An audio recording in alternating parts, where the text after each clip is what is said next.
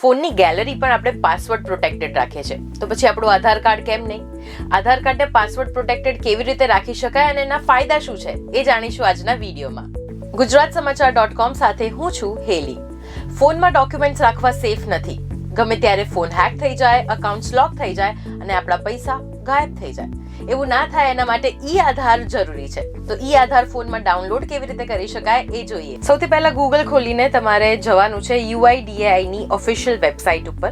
એમાં નીચે ઓપ્શન મળશે આધાર ડાઉનલોડ, એની ઉપર ક્લિક કરીને તમારે આધાર કાર્ડ નંબર ઉપર અથવા વર્ચ્યુઅલ આઈડી નંબર તમારી પાસે જે પણ અવેલેબલ હોય એની ઉપર ક્લિક કરવાનું છે. મારી પાસે વર્ચ્યુઅલ આઈડી નંબર છે એટલે હું વર્ચ્યુઅલ આઈડી નંબર થ્રુ કરી રહી છું. આઈડી નંબર લખવાનો, પછી નીચે કેપ્ચા લખવાનું અને કરી દેવાનું સેન્ડ OTP. OTP તમારા ફોનમાં ફ્લેશ થઈ જાય એટલે એને કોપી કરી દેવાનું. પછી વેરીફાય એન્ડ ડાઉનલોડ ઉપર ક્લિક કરવાનું. Tada, it's done. કોંગ્રેચ્યુલેશન્સ. હવે આવે છે વારી પાસવર્ડની. This file is password protected. તો આનો પાસવર્ડ શું છે? આનો પાસવર્ડ હશે તમારા નામના પહેલા 4 લેટર અને પણ કેપિટલમાં, અને તમારો બર્થ યર એ તમારો પાસવર્ડ રહેશે.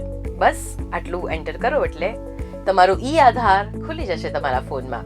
આટલું ઈઝી છે. તો હવે જાણી લઈએ આધારના ફાયદા વિશે. એ ડિજિટલ છે એટલે તમે ગમે ત્યારે ઇઝીલી એક્સેસ કરી શકો છો.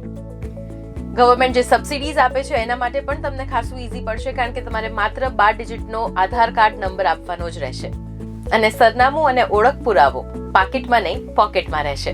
આઈ હોપ કે તમને આજનો આ વિડીયો ગમ્યો હશે અને આધારને લોક કેવી રીતે કરી શકાય અને લોક કર્યા પછીના શું શું ફાયદા છે, જો તમારે એ પણ જાણવું હોય તો ચોક્કસથી કમેન્ટમાં જણાવજો. એના માટે પણ એક અલગથી વિડીયો બનાવીશ. તો આવા જ ઇન્ટરેસ્ટિંગ વિડીયોઝ જોવા માટે જોડાયેલા રહો ગુજરાતસમાચાર.com સાથે.